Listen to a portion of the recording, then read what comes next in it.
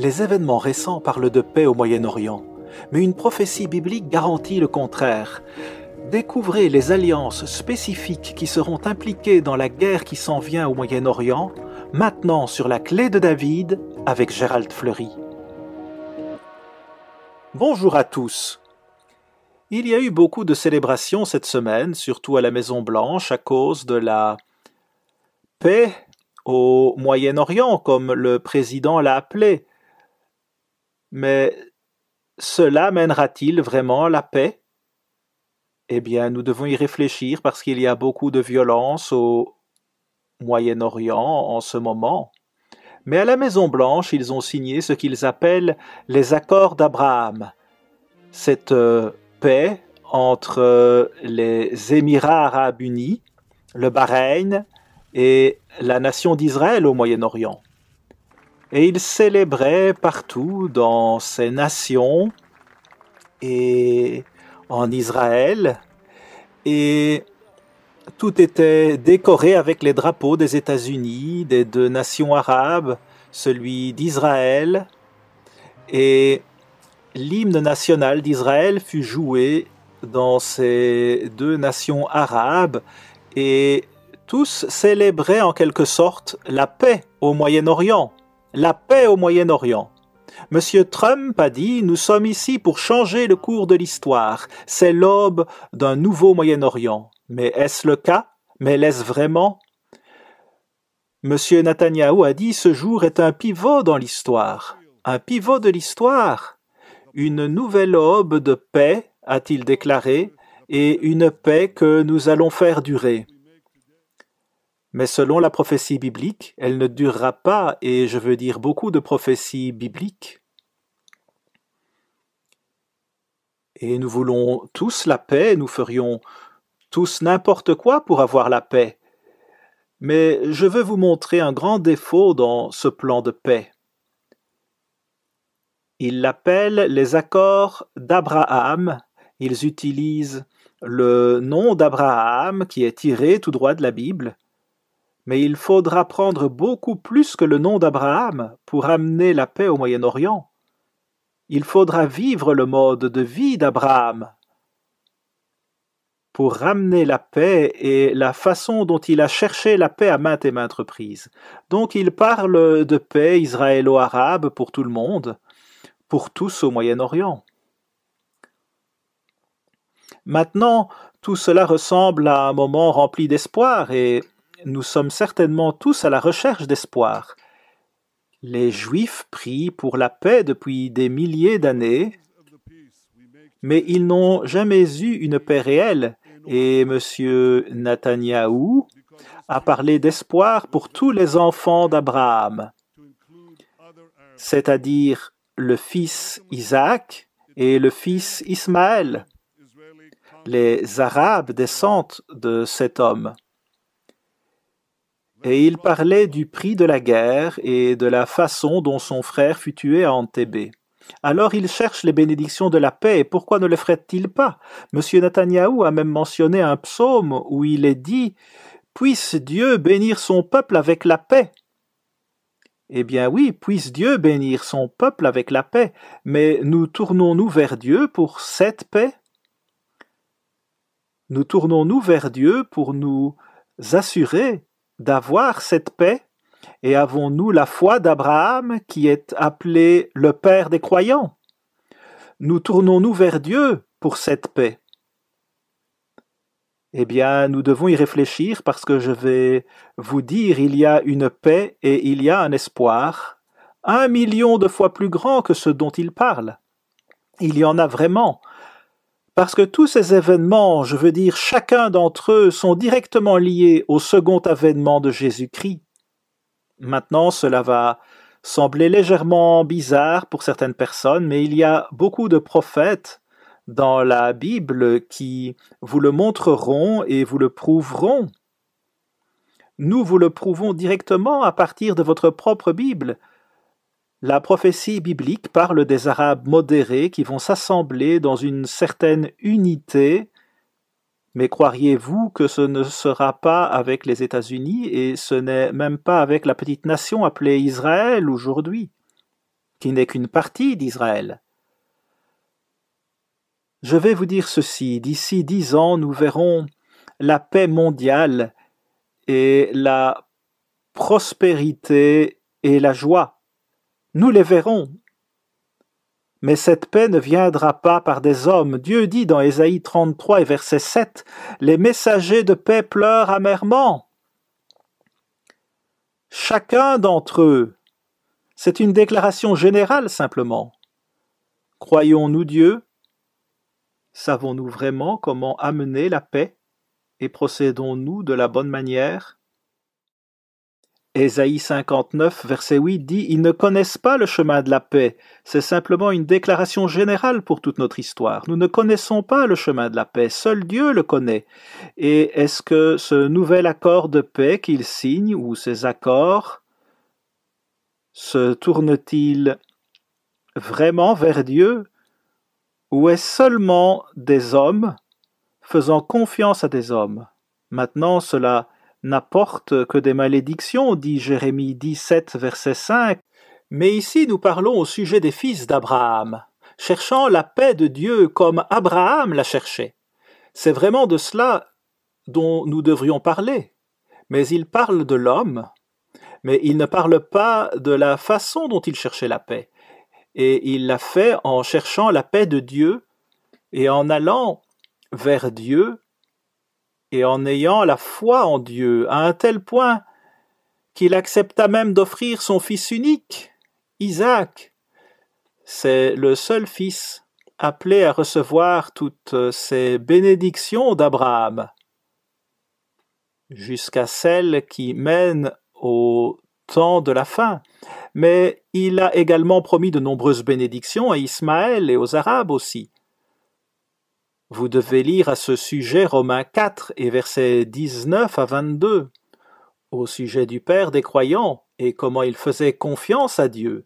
Ils regardaient vers Dieu, ils amènent le nom d'Abraham dans tout ceci. Mais y amènent-ils la foi d'Abraham?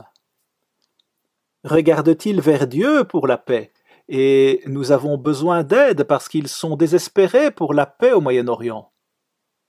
Et il n'est pas bon de trouver une solution en désespoir de cause. Eh bien, les États-Unis sont aussi fils d'Abraham, mais ils ne le savent pas. Nous l'enseignons depuis plus de 70 ans, et si vous ne le savez pas, nous avons un livre intitulé « Les anglo-saxons selon la prophétie » et il vous l'expliquera. Et bien sûr, toute notre littérature est gratuite. Mais je veux vous parler du psaume 83 et il y a là une prophétie qui parle vraiment de ce qui se passe au Moyen-Orient en ce moment même dans la phase initiale, juste à son début. Et vous trouverez ici les nations arabes modérées qui vont s'unir, mais pas avec les États-Unis, ou pas avec la petite nation appelée Israël. Ils vont s'unir avec l'Allemagne. Et c'est ce que dit cette prophétie, et vous pouvez la prouver pour vous-même. Pourquoi l'Allemagne? Eh bien, comment l'Allemagne pourrait-elle les diriger? Eh bien, il y a beaucoup de divisions aux États-Unis. Et nous voulons sortir de plus en plus du Moyen-Orient au moment même où l'Allemagne y entre de plus en plus. Et ils ont beaucoup plus d'unité avec ces Arabes modérés que vous ne puissiez même l'imaginer. Je vais vous le montrer aujourd'hui. C'est quelque chose que nous devons vraiment comprendre. Je vais vous le montrer aujourd'hui. C'est quelque chose que nous devons vraiment comprendre. Notez le psaume 83, versets 2 à 4. « Ô Dieu, ne reste pas dans le silence, ne te tais pas, et ne te repose pas, ô Dieu, car voici tes ennemis s'agitent. Ceux qui te haïssent lèvent la tête. Ils forment contre ton peuple Israël des projets pleins de ruses, et ils délibèrent contre ceux que tu protèges. » Ou ceux qui sont à l'abri, devrait-on lire. Donc, ici, vous avez ces Arabes modérés unis, et ils sont contre Israël. Et cela inclut l'Amérique et la Grande-Bretagne, et la nation juive. Et ces trois en particulier, parmi les 12 nations d'Israël dans ce temps de la fin. Ces trois sont visées parce qu'elles sont les nations du droit d'aînesse et la nation du sceptre. Et tout ceci est expliqué dans le livre Les Anglo-Saxons selon la prophétie. Mais ces ennemis conspirent contre l'Israël biblique. Maintenant, ceci parle des protégés de l'Éternel ou qui sont ses chéris. Les véritables élus de Dieu sont toujours là avec un message avertissant Israël qu'ils sont dans une grande crise. Qu'ils sont dans une grande crise, ils prennent la mauvaise direction. Ils ne se tournent pas vers Dieu pour la paix. Et Dieu veut le leur montrer, et il essaye de leur montrer le chemin où ils devraient aller, essayant de leur montrer le chemin de la paix. Maintenant, Dieu fait toujours cela quand l'Israël physique est dans une crise, il l'a toujours fait. Mais le problème avec le monde est qu'il n'écoute pas les véritables élus qui proclament ce message, ceux que Dieu chérit, et qui proclament le message d'Abraham, et tout ce qu'il représentait, et comment il est devenu le père des croyants. Pouvez-vous imaginer cela, le père des croyants? Avoir ce titre est simplement, cela vous place juste là, au sommet même des appelés de Dieu. Remarquez le verset 5. « Venez, disent-ils, exterminons-les du milieu des nations, et qu'on ne se souvienne plus du nom d'Israël. Pensez-y. » Ici, ces gens ne sont pas seulement à ce point, ils n'essayent pas seulement d'effacer Israël, ils essayent de faire disparaître le nom d'Israël pour toujours. Je veux dire, vous parlez d'une haine. C'est beaucoup de haine. Maintenant, ceci se passe juste après que l'Iran ait été conquis par l'Allemagne et les alliés européens, de sorte qu'ils deviennent très puissants à ce moment-là. Et puis, ils unissent ces Arabes modérés parce que les alliés de l'Iran ont aussi été vaincus, et je vais vous l'indiquer dans un instant. Mais ils veulent oblitérer le nom biblique d'Israël. Et ils ont des alliés. L'Irak, l'Iran sont ensemble, et l'Égypte et la Libye et l'Éthiopie. Ils sont tous ensemble, vous pouvez lire cela dans Daniel 11, versets 42 et 43. Je vais le lire si j'ai le temps aujourd'hui. Mais les Allemands ne sont pas liés à l'Iran à ce moment-là. Mais vous allez trouver, si vous vérifiez ceci, qu'il n'y a jamais eu une alliance comme celle du psaume 83 dans l'histoire, dans toute notre histoire. Je veux vous lire ce que la Bible encore dit de ce psaume. L'histoire ne transmet aucune trace de crise nationale où les nations énumérées dans ce psaume ont formé une ligue pour effacer Israël. Langs Commentary indique « Les 10 nations qui sont énumérées comme étant unies contre Israël ne sont jamais mentionnées ailleurs comme des ennemis alliés en même temps et dans le but d'annihiler Israël. » D'autres commentateurs ont fait la même remarque, mais pouvez-vous croire ceci, que ce que vous voyez au Moyen-Orient en ce moment est le commencement de cette unité qu'ils essayent de réaliser au Moyen-Orient? Mais l'Allemagne va y entrer et ils vont les rassembler eux-mêmes. Et ils n'aiment pas, certainement, ils n'aiment pas beaucoup l'Amérique et M. Trump. Et bien sûr, ils ont commencé la Première Guerre mondiale et la Seconde Guerre mondiale, et donc ce sont des gens qui ont besoin d'être surveillés. Au moins, ils doivent être surveillés. Mais si vous vous rappelez, dans la Seconde Guerre mondiale, la plupart des Arabes ont combattu et étaient alliés avec les nazis d'Allemagne. Comment expliquez-vous cela? À présent, remarquez quelque chose d'autre qui devrait nous étonner tous et que vous trouverez dans cet article. Mais il dit ici que, et c'est écrit depuis environ 10 ans, l'Allemagne, à cause de Krupp, qui était un nazi, probablement le plus haut PDG nazi de toute entreprise ou société, et cette société est encore bien vivante et voici ce qu'elle dit au sujet de ce qu'ils feront dans leur chantier naval uniquement sur la production d'armes. Elle conclut un partenariat stratégique avec la compagnie Moore d'Abu Dhabi des Émirats arabes unis. C'est la même nation qui vient juste de signer un accord de paix, les accords d'Abraham, avec Israël. C'était il y a 10 ans que l'Allemagne entretenait de fortes relations avec les Émirats arabes unis. Ils sont très impliqués au Moyen-Orient, en particulier dans les fonctions d'entreprise et dans la vente d'armes, et ils sont parmi les principaux exportateurs d'armes dans ce monde. Et ils iront seuls s'ils le doivent, comme ils l'ont fait dans ce cas, et ils ont simplement ignoré la France et sont allés de l'avant avec ce qu'ils voulaient faire. Et maintenant, voici ce qui est dit sur le Bahreïn. La relation étroite de l'Allemagne avec un autre État arabe modéré, et encore une fois, ce fut écrit il y a 10 ans. Nous avons écrit ceci. L'Allemagne a fourni au Bahreïn des navires de patrouille navale datant de l'époque où le Moyen-Orient était déstabilisé par la destitution du Shah d'Iran. Cela remonte à de nombreuses années, 1979 si je me souviens bien.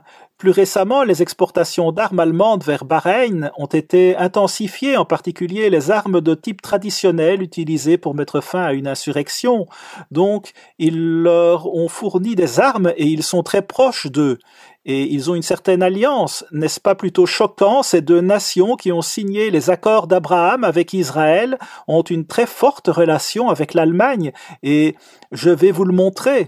Eh bien, si vous regardez ce psaume 83, toutes ces nations arabes sont alliées avec Assur, qui est la Syrie, l'ancien nom de l'Allemagne moderne.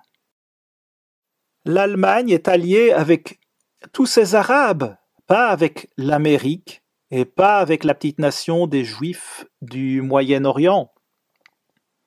Donc nous avons ici quelque chose à quoi nous devons tous réfléchir parce que, regardez, la Bible parle de la paix à venir très bientôt qui remplira la terre entière. Et tout cela va directement découler de ces événements qui se déroulent devant vos yeux. Et nous pouvons vous le prouver. C'est le commencement du psaume 83 et Dieu essaye de nous aider à éviter de nous retrouver dans de sérieux problèmes. Il ne veut pas que nous ayons des guerres au Moyen-Orient, mais il veut et nous commande de nous tourner vers lui pour trouver la paix et il nous la donnera. Et il nous donnera la prospérité et il nous donnera le bonheur et tout au long de la Bible, il l'a toujours dit. Et si vous voulez regarder cette revue dominante en Allemagne, Der Spiegel, vous verrez qu'il n'aime pas beaucoup l'Amérique. Du moins, cette revue parle de M. Trump comme étant un futur dictateur, ce qui est juste l'opposé vraiment de ce qu'il est. Et je pense que même certains démocrates seraient en désaccord avec cette évaluation. Mais les Allemands ont aussi une relation très profonde avec le Koweït, qui pourrait être la prochaine nation à signer les accords d'Abraham. Je ne sais pas, mais ils disent que beaucoup d'autres nations vont signer. Mais l'Allemagne entretient déjà une forte relation avec eux. Alors, que se passe-t-il ici? Que va-t-il se passer à partir de cette prophétie du psaume 83? Nous enseignons ceci depuis plus de 50 ans. C'est juste là dans votre Bible. Nous savions que cela allait arriver. Nous ne savions seulement pas quand, mais ce que vous voyez ici, ce dont je vous parle depuis 10 ans même, est vraiment cette union modérée qui se forme, et en grande partie à cause de la crainte de l'Iran, la nation numéro 1 au monde parrainant le terrorisme.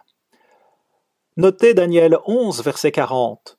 Au temps de la fin, nous sommes actuellement au temps de la fin, le roi du Midi se heurtera contre lui, et le roi du Septentrion fondra sur lui comme une tempête. Et ils vont les détruire. C'est le roi du Nord ou l'Allemagne et les Européens, le Saint-Empire romain, qui attaquera l'Iran et ils vont les détruire. et nous avons une brochure intitulée « La stratégie secrète de l'Allemagne pour détruire l'Iran ». J'ai écrit cela il y a des années, et j'aimerais vous la donner parce qu'ils ont une stratégie pour s'occuper de l'Iran, bien que vous n'en entendiez pas parler publiquement, mais ils pensent à l'avenir et ils sont très militaristes. Remarquez le verset 41. Il entrera dans le plus beau des pays, dans Jérusalem. Cette armée entre dans le plus beau des pays. Maintenant, ce mot entrera ne s'applique d'aucune manière à la force, donc tout indique qu'il les laisse agir ainsi parce qu'ils veulent avoir la paix avec l'Allemagne et les Arabes modérés. Ils pensent qu'ils ont déjà la paix avec eux, mais ils vont subir une grande trahison s'ils n'écoutent pas Dieu. C'est la raison pour laquelle Dieu les avertit, et notez le reste du verset. Et plusieurs succomberont, mais Édom, Moab et les principaux des enfants d'Ammon seront délivrés de sa main. Maintenant, qui sont ces peuples? Eh bien, voyez encore une fois, après que l'Allemagne aura conquis l'Iran, ils vont alors avoir cette unité et cette prophétie du psaume 83 accomplie, mais là il parle au sujet de ceux que Dieu chérit, et ici il parle au sujet des principaux des enfants d'Ammon, il parle vraiment des prémices. Vous pouvez le voir même dans les commentaires. Les prémices, là encore, ceux que Dieu chérit ou les véritables élus, ils sont toujours là, juste au milieu de ce qui arrive à ces nations. Ils sont là pour avertir les gens au sujet de ce qui s'en vient et de ce que dit la Bible, ce que la prophétie biblique nous dit qui s'en vient. Cela devrait nous effrayer suffisamment pour au moins examiner ces prophéties. Vous pouvez voir même dans Ézéchiel 23 qu'il y a une trahison là, et c'est la même. Et nous vous enverrons notre brochure. Eh bien, c'est en fait un petit livre sur Ézéchiel, et vous pouvez le lire par vous-même et le prouver à partir de la Bible. Mais les principaux des enfants d'Ammon, en fait, le mot traduit en français par principaux signifie, en ce qui concerne le temps, les prémices. Et certainement, il s'agit des prémices de Dieu, juste la première petite récolte avant la grande récolte d'automne qui est sur le point de s'accomplir lors du retour de Jésus-Christ. Et elle est sur le point de s'accomplir, elle est à la porte, dit Matthieu 24. Et nous ferions mieux de savoir quand il est à la porte, et nous ferions mieux d'écouter Dieu et toutes ses prophéties si nous voulons être en sécurité. Ceux que Dieu chérit, ceux qu'il cache. Dieu a toujours un avertissement pour l'Israël biblique lorsqu'ils sont dans une grande crise, toujours. Et les gens négligent presque toujours ce qu'il dit. Juste au milieu de ces terribles prophéties, il y a un petit groupe, un groupe véritablement élu de Dieu qui est là pour prononcer toutes ces grandes choses qui s'en viennent sur le monde. Des choses terribles dans de nombreux cas, mais il y a aussi beaucoup d'espoir parce que Jésus-Christ va revenir sur cette terre. Mais regardez ceci, nous parlons au sujet d'Abraham. Nous amenons Abraham dans l'image, mais seulement le nom. Qui regarde dans la Bible et dit « Qui était Abraham ?» Devrions-nous écouter Abraham? Devrions-nous être enseignés par Abraham? Devrions-nous nous tourner vers le Père des croyants? Ceci veut dire qu'il se tournait vers Dieu comme peu d'hommes l'ont fait sur cette terre. Et de cette façon, vous allez avoir la paix. Il avait la paix, et il combattit l'Assyrie dans les temps anciens. Et il l'a vainquie parce qu'il se fiait à Dieu. Et la même chose arriverait aujourd'hui si nous faisions ce que Abraham a fait. Dieu nous donnerait la victoire, il nous donnerait la paix, il nous donnerait la sécurité. Mais regardons-nous à ce que Abraham représentait. David a écrit « Il est mieux de se réfugier dans l'Éternel que de faire confiance au prince. » Et il est mieux de prendre refuge dans l'Éternel que de faire confiance aux hommes. Nous devons mettre notre confiance en Dieu. Nous ne pouvons pas seulement nous tourner vers le nom d'un homme. Nous devons approfondir cette question, regarder dans la Bible et étudier qui était Abraham. Et je vous garantis que Dieu nous apportera la paix. Il nous amènera une paix qui durera éternellement et nous n'aurons pas à traverser une terrible destruction et un temps de très grande détresse. À la semaine prochaine, ici Gérald Fleury. Au revoir les amis.